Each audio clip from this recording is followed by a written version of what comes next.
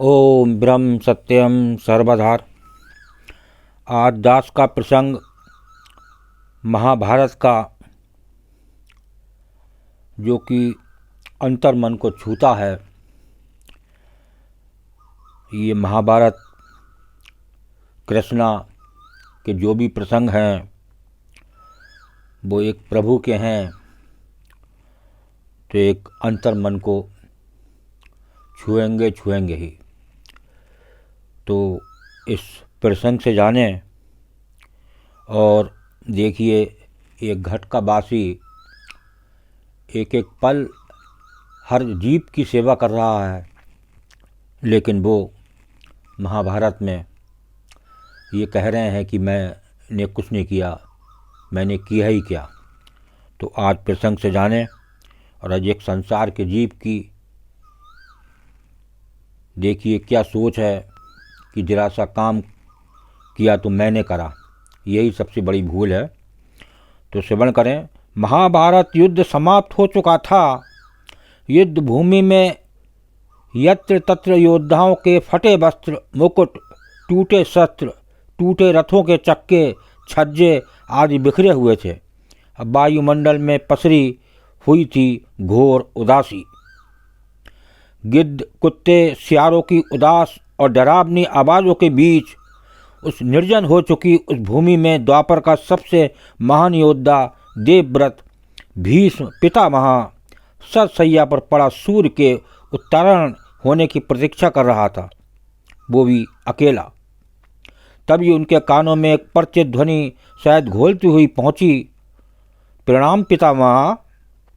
तो भीष्म के सूख चुके अधरों पर एक मरी हुई मुस्कुराहट तैर उठी। बोले, आओ देवकी नंदन, स्वागत है तुम्हारा। मैं बहुत देर से तुम्हारा ही स्मरण कर रहा था। कृष्ण बोले, क्या कहूँ पितामह, अब तो ये भी नहीं पूछ सकता कि कैसे हैं आप। भीष्म चुप रहे। कुछ क्षण बाद बोले, पुत्र युधिष्ठिर का राज्याभिषेक करा चुके केशव। उनका ध्यान रखना, परिवार के बुजुर्गों से रिक्त हो चुके राजप्रसाद में उन्हें अब सबसे अधिक तुम्हारी ही आवश्यकता है। कृष्ण जी चुप रहे। भीष्म ने पुनः कहा, कुछ पूछूं केशव? बड़े अच्छे समय से आए हो। संभवतः धरा छोड़ने के पूर्व मेरे अनेक भ्रम समाप्त हो जाएं। कृष्ण बोले, कहिए ना पितामह, एक बात बताओ प्रभु, तुम तो ईश्वर हो ना। तो कृष्ण ने बीच में ही टोका, नहीं पितामह, मैं ईश्वर नहीं, मैं तो आपका पौत्र हूँ पितामह, ईश्वर नहीं। भीष्म उस घोर पीड़ा में भी ठठाकर हंस पड़े। बोले, अपने जीवन का स्वयं कभी आकलन नहीं कर पाया कृष्ण, सो नहीं जानता कि अच्छा रहा या बुरा। पर अब तो इस धरा से जा रहा हूँ कन्हैया, अब तो ठगना छोड़ दे रे। कृष्ण जाने क्यों भीष्म के पास सरक आए और उनका हाथ पकड़कर बोले, कहिए पितामह। तो भीष्म बोले, एक बात बताओ कन्हैया, इस युद्ध में जो हुआ वो ठीक था क्या? किसकी ओर से? पिता महापांडवों की ओर से। तो कौरवों के कृत्य पर चर्चा का तो अब कोई अर्थ ही नहीं कन्हैया। पर क्या पांडवों की ओर से जो हुआ वो सही था?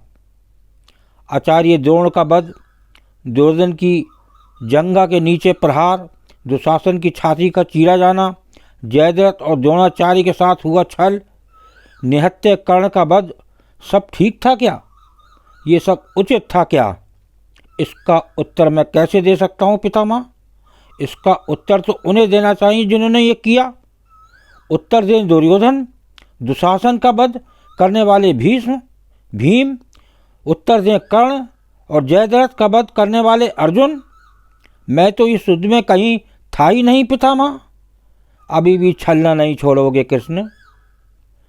और विश्व भले कहता रहे कि महाभारत को अर्जुन और भीम ने जीता है, पर मैं जानता हूँ कन्हैया कि ये तुम्हारी और केवल तुम्हारी ही विजय है।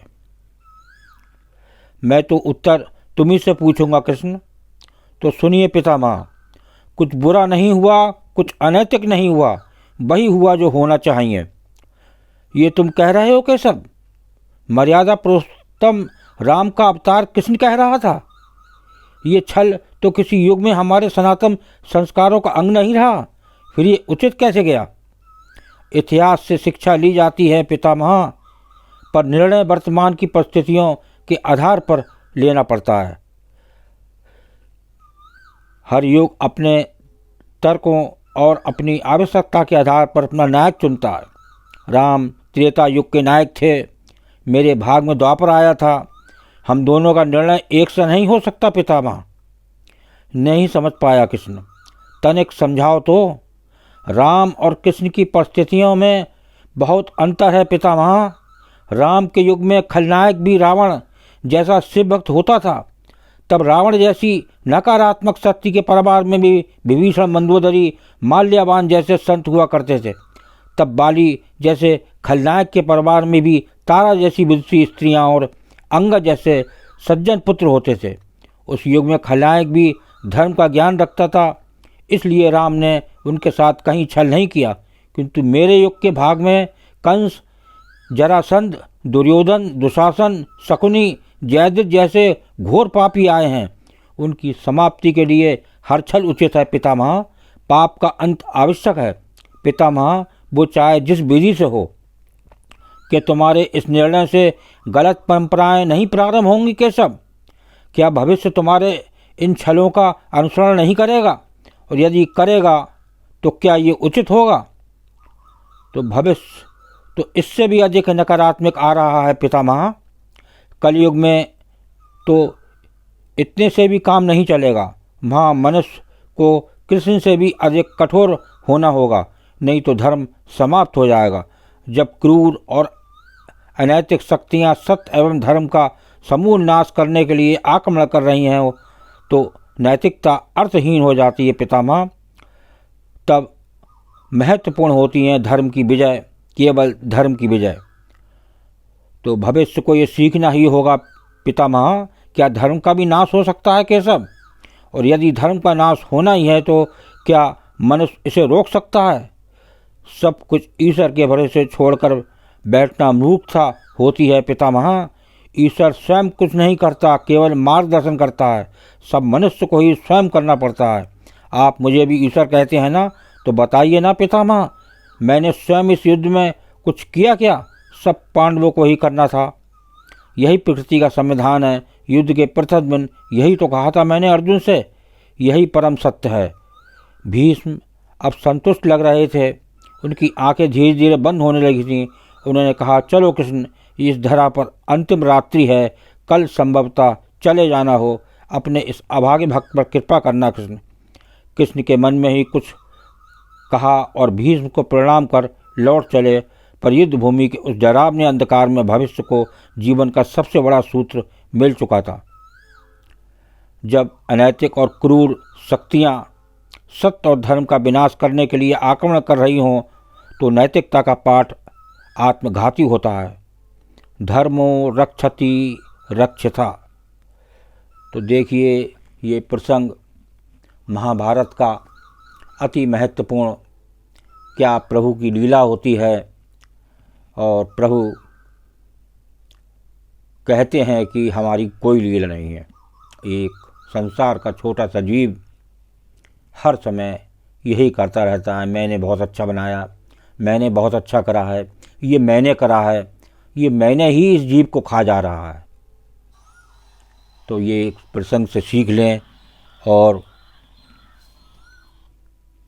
एक जो प्रभु का रास्ता है उस रास्ते को अपनाएं कम से कम।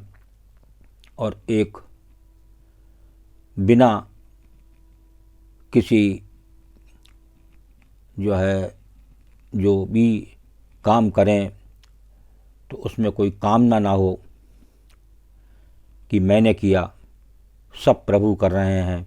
बस यही एक सोच होनी चाहिए। मैं कुछ नहीं कर सकता, मैं तो इस किराएदार हूँ इस शरीर का, तो मैं क्या कर सकता हूँ? मालिक तो ऊपर वाला है, सबका मालिक एक। ओम ब्रह्म सत्यम सर्वधार। दास कागड़ी चैनल अच्छा लगा हो तो सब्सक्राइब करें, बेल प्रेस करें, लाइक करें, शेयर करें ताकि आगे आने वाला वीडियो सर्वप्रथम यूट्यूब में मिले। ब्रह्म सत्यम सर्वधार।